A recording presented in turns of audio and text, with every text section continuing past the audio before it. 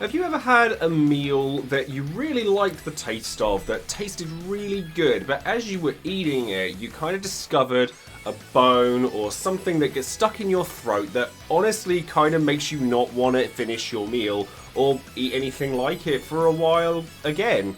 That's kind of where we are with Chocobo GP. So hello there beautiful, hope you're all good and welcome to the channel today. My name is Joesephyr and today we're going to be looking at Chocobo GP. All of the good stuff, all of the bad stuff, and all of the ugly stuff as well. So if you guys want to find out more about this game and ultimately whether you should buy it for yourself or not, then of course stay tuned and keep on watching. And before we get started, don't forget to check out all of my social media links down in the description box below, whether you'd like to come and check me out on Twitch, where I stream all sorts of Final Fantasy based content and a sprinkling of other little bits and pieces in between over on Twitch. You can find me 5 times a week on there. Obviously you can come and join my Discord, where we all talk about Final Fantasy, Dissidia Opera Omnia, FF14, all sorts of other Final Fantasy content, and of course Patreon as well, which is my members only website, where you can come along and sign up for various different benefits, including title cards that I hand make for everybody, and shout outs for people as well. And I do give a shout out to one of my patrons specifically every time I release a new video, and today that person is going to be JC Denoche, who has Locke and the Moogles on their title card, and it's an absolute joy to be able to give back to the guys that support this channel. So thank you ever so much for your consideration and for looking at the channel at all, and for those of you who've been supporting for a while, massive thank you goes out to you. So what is Chocobo GP exactly before we get into the nitty gritty? So released at £40 or $50 exclusively for the Nintendo Switch, Chocobo GP is a kart racer very much in the same vein as things like Mario Kart or Crash Team Racing, but obviously having Chocobos and Final Fantasy characters as its main motif. And the similarities to Mario Kart can't really be ignored. There's a lot of similarities there, from drifting, the item uses, the characters having different karts and different stats depending on the karts.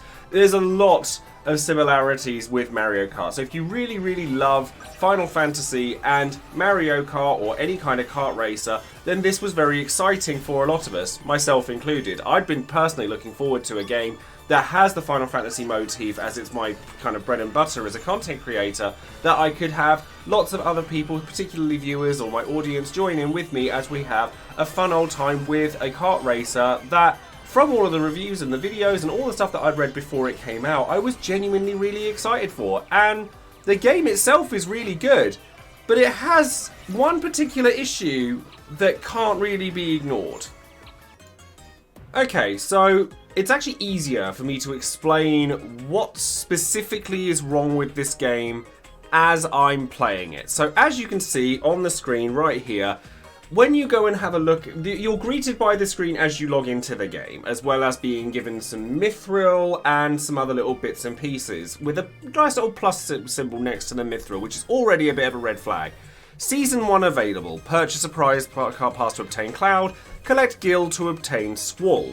So, what's a prize pass exactly? So if you've played any free-to-play game or a gacha game or anything like that, sadly you probably know what you're going to expect from this. So if we wanted to buy a prize pass, let's have a look at how much one of those is. If you want to obtain Cloud and Squall, which are iconic characters, they are there for a reason, and you do get given some mithril just by logging into the game, and we were given some extra mithril as an apology for the system itself not too long ago. And I actually did try buying one of the smallest bundles of mithril just to see how much it was, and trust me, it's not worth it. So, Season 1's prize pass either costs 800 mithril just to get the prize pass, which you still then have to level up in order to obtain Cloud to level 60, which you can only gain experience in one mode, which is the Chocobo GP mode, which puts you against 63 other players, all of them random, and you play in a round-robin style tournament of 8 races where the top 4 get cut to the next round until you end up with a winner. And that's the only way to obtain both Gil and XP. Gil we'll get to in a second. And then if you want to just get the character off the bat, it's going to cost you 2400 mithril. And mithril is not cheap. I'm just going to put that out there because I'm going to connect to the Nintendo eShop right here and you'll see exactly what I'm talking about. So they have a system here where you can one time for me it was £1.50, which was why I was like, oh, do you know what, that's fine, I don't mind spending that just to try this out, to get you 400 mithril. Which is not a lot, it doesn't really get you anything.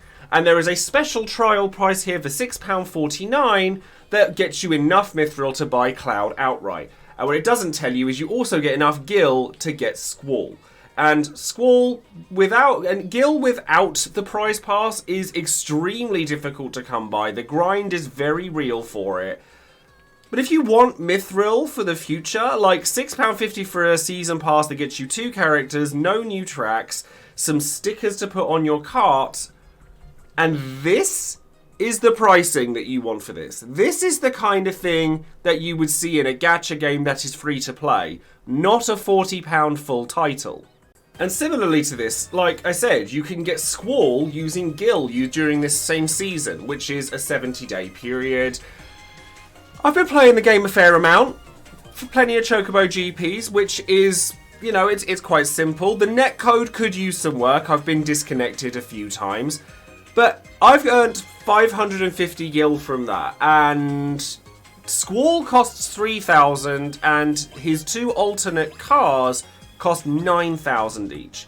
So in order for me to get that, I would have to play a ridiculous amount in order for me to get that. Like, as you can see in that top corner there, I'm level 8. I've done a fair amount of Chocobo GP, which is the only way in which I can gain XP, and you can gain gil by playing Chocobo GP and doing some of these challenges that you see.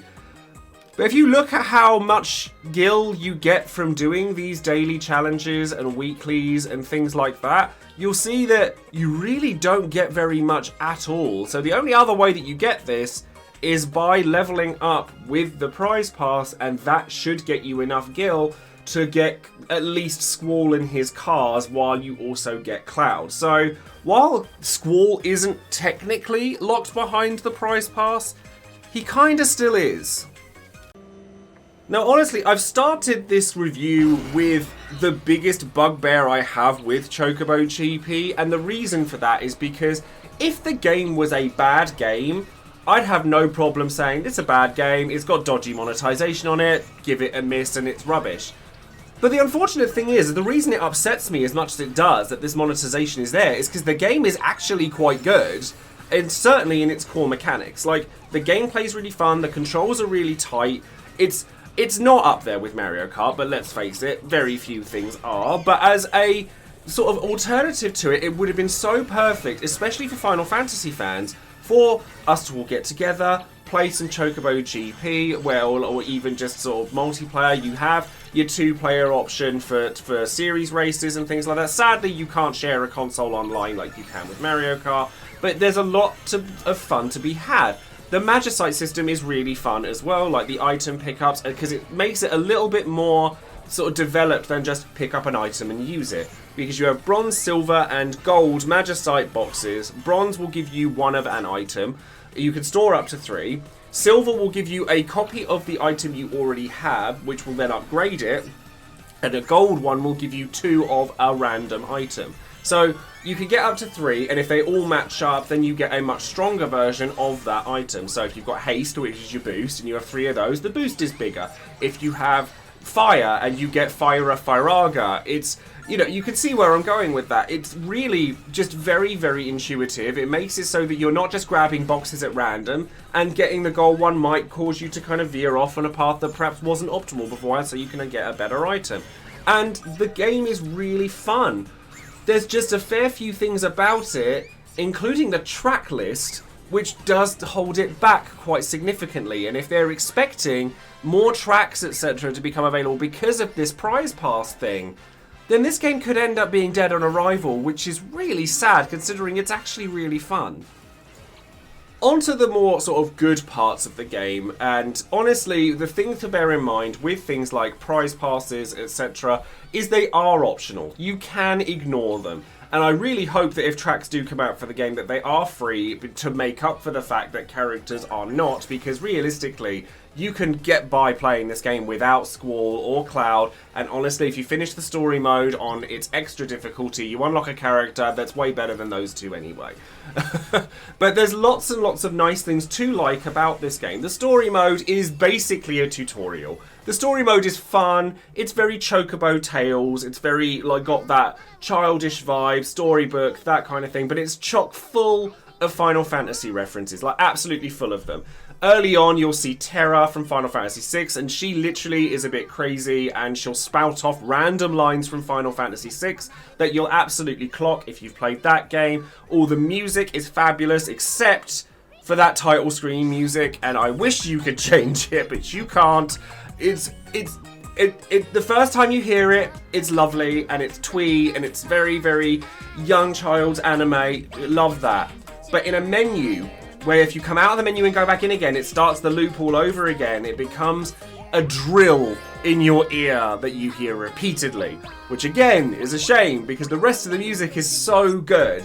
Going through the Alexandria stage and hearing a remix of Melodies of Life, or Battle on the Big Bridge stage, and the design of the characters in this it's awesome. Like seeing Gilgamesh in this like cute cuddly form. I want a plushie of that Gilgamesh like yesterday, and seeing all of the summons like Shiva and Ifrit and Ramu, even lesser known ones like Asura. There's lots to really like about this game. Like the characters all have their own superpowers as well, which is also something that separates this from Mario Kart, is you have like a gauge that charges up, and then each different character has a different superpower you can activate. Now, these are a little unbalanced, I will say this. Like, Chocobo, obviously being the titular character, has his own superpower, but it's kind of counterproductive, because he'll boost himself and produce rings of light behind him that also boost anyone else that goes through them. So you're like, okay, so I'm helping my opponent. As opposed to somebody like Shiva, whose Diamond Dust, it says it slows down the enemy, but it also freezes them and locks them out of using items. It makes their controls a bit harder. You can't pick up items while you have it. It's like Shiva has her own equivalent to the lightning bolt on tap, and it does make for a different experience, to say the least. Visually, the game is exactly where it realistically needs to be. It runs at a smooth 60 frames per second, which is always something that worries me when it comes to Switch titles, but that's definitely not something to worry about here. And it captures that Final Fantasy essence with this very chibi style with a lot of the characters, especially like taking in characters that actually fit that style very well, like Vivi, Steiner, Terra, and all of that stuff works really well. And as I said, I absolutely need a plushie of Gilgamesh one way or another. Now, I mentioned tracks earlier, so there's 24 characters, excluding Cloud and Squall, which is a lovely number, honestly. There's quite a lot of variety there, like each character has their own stats. If you've played any of the other Chocobo games, like Chocobo Tales, Chocobo Mystery Dungeon, you'll recognise some of the characters that pop up from those. But if you haven't, like I said, you get a lot of the summon characters, like Titan, Shiva, Ifrit, Ramu, Asura, Sylph. There's lots of characters like that, but there's also some extra referential ones, like if you're a fan of FF6, 5, or 9, you're in for a treat. But there's only 9 tracks in total. Now, they have variations, which make for a total of 21, but there's still a little bit of a bit in the back of my head that says, if these had all been actually different tracks, would I have complained with 21? Probably not. But because there's only 9 actually visually different ones, it's a little bit lacking in variety, and I do hope that they continue to support this game and that it receives support for it to get to this point so that it has a bit more of that variety, because each of the tracks that are presented are really lovely to look at. Zozo from Final Fantasy VI, with the music that's been redone up. Alexandria from FF9, Big Bridge. There's loads of little references that make a Final Fantasy fan absolutely elated, not only in the dialogue, but the characters themselves, the tracks. It's like a fever dream for a Final Fantasy player. So, would I recommend Chocobo GP to other players? Would I buy it? Would I wait till it went on sale? Would I maybe play it at a friend's house, or would I leave it entirely? I certainly wouldn't pay for it at full price while this price pass thing is still going on. Honestly, I do not understand why this implementation has been put into place. I sit there and I think, this boardroom meeting where people are sitting there thinking about all of these games that are coming out, and they've got this full price game, Chocobo GP, that people are excited for. I was very excited for this as soon as it was announced. And they think, let's put some gacha, free-to-play style monetization in a game that people are already paying full price for. And you're like, what?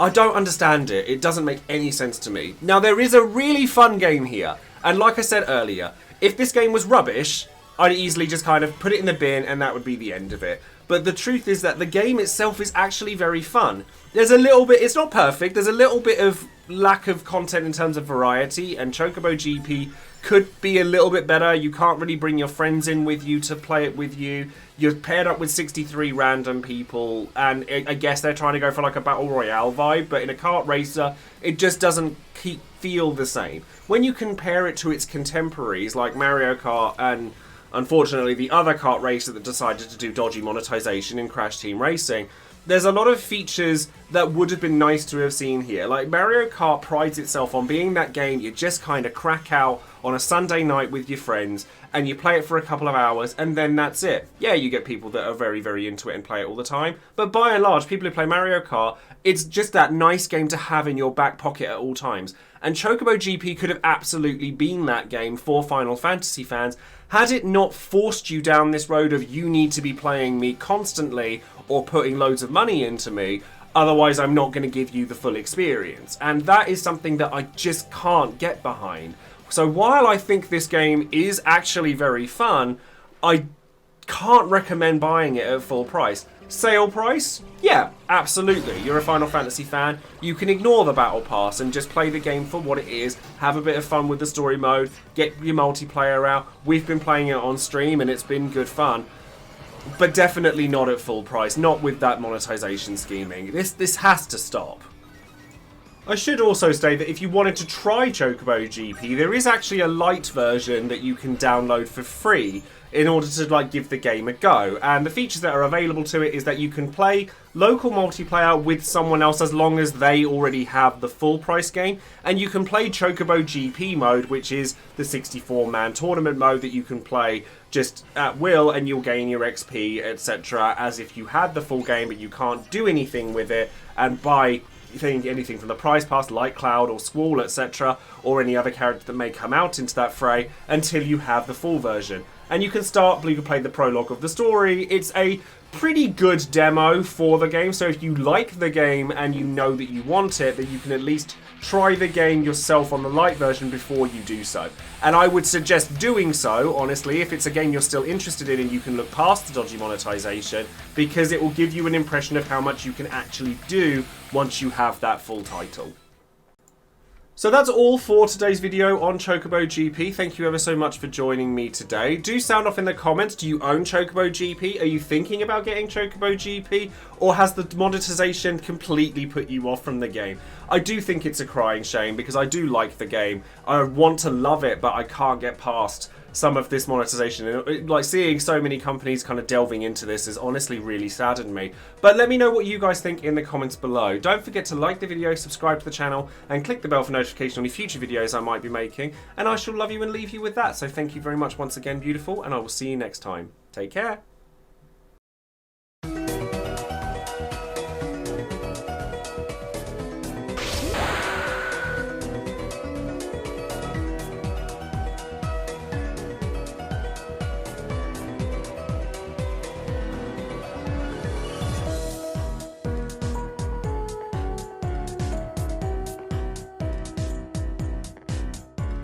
Yeah.